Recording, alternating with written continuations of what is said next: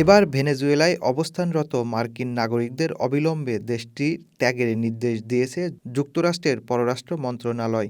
দেশটিতে সশস্ত্র মিলিশিয়া বাহিনী বিভিন্ন চেকপোস্টে গাড়ি থামিয়ে আমেরিকানদের খুঁজছে, এমন আশঙ্কায় শনিবার এই জরুরি সতর্কতা জারি করা হয়।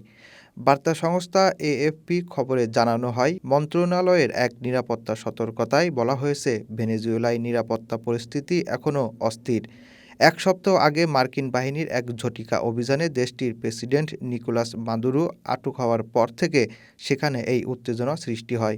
সতর্কবার্তায় বলা হয়, যেহেতু আন্তর্জাতিক বিমান চলাচল পুনরায় শুরু হয়েছে, তাই ভেনেজুয়েলায় থাকা মার্কিন নাগরিকদের দ্রুত দেশটি ছেড়ে চলে আসা উচিত।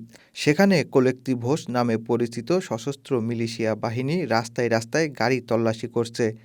তারা মূলত আমেরিকান নাগরিক কিংবা যুক্তরাষ্ট্রের সমর্থনে কোনো প্রমাণ আছে কিনা তা খুঁজে দেখছে বলে সতর্ক করেছে মার্কিন পররাষ্ট্র মন্ত্রণালয়।